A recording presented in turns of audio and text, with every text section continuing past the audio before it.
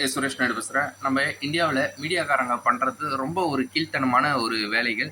ஏன்னா நம்ம நாட்டில் எத்தனை பேர் பிறக்கிறோம், எத்தனை பேர் இறக்குறோம். ஆனால் சில பேர் தான் சாதிக்கிறாங்க. அதில் நம்ம இராணுவ வீரர்களை சொல்லணும். ஒரு நாளைக்கு எத்தனையோ இராணுவ வீரர்கள் இறக்குறாங்க. நாட்டுக்கோசம் சேவை பண்ணி இறக்குறாங்க, மக்களுக்கு சேவை செஞ்சு. ஆனால் இந்த மீடியாக்காரங்க இந்த இராணுவ வீரர்கள் சாவெல்லாம் போட மாட்டாங்க. ஏதாவது பணம் வச்சுக்கிட்டு இருக்கவன், ஏதாவது பெரிய பெரிய அரசியல்வாதி, பெரிய கட்சிக்காரன், பெரிய சினிமா நடிகர் நடிகைகள் இவங்கள மட்டும் போட்டு காட்டுவானுங்க. அதுவும் நம்மளுக்கு சோகம் வர்றதுக்கோசம் மியூசிக்லாம் போட்டு காட்டுவானுங்க. நம்ம அது அவங்க சம்பாதிக்கிறதுக்கு எல்லார் வீட்லேயும் அந்த சேனல் ஓட வைப்பானுங்க. ஒரு ஒரு சேனலில் நிறுத்தினா கூட பரவாயில்ல, எல்லா சேனல்லையும் போடுவானுங்க. இதே சாவு இதை போட்டு போட்டு எல்லார் வீட்டையும் இலை வீடாக மாற்றுவானுங்க. எல்லாரையும் அப்படி பார்க்காதவங்கள கூட பார்க்க வைப்பானுங்க. இது மக்களே, இது போல் சாவு இது வீடியோஸ் ஏதாவது வந்துச்சுன்னா தயவுசெய்து அதெல்லாம் பார்க்காதீங்க. அதெல்லாம் தத்துரும். ஏன்னா இவனுங்க நம்மளை வச்சு காசு சம்பாதிக்கிறானுங்க.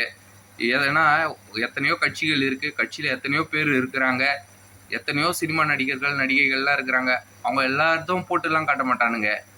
சும்மா இந்த பெரிய இடத்துல இருக்கிறானுங்களே அவங்கள மட்டும் போட்டு காட்டுறாங்க. இது அநியாயம் இல்லையா? மீடியாக்காரங்கனாலே ஒரு கீழ்த்தரமானவனுங்க தான். அதை புரிஞ்சுக்கோங்க மக்களே. மீடியாக்காரனுங்க உண்மையானவனுங்க எதுவுமே இல்லை.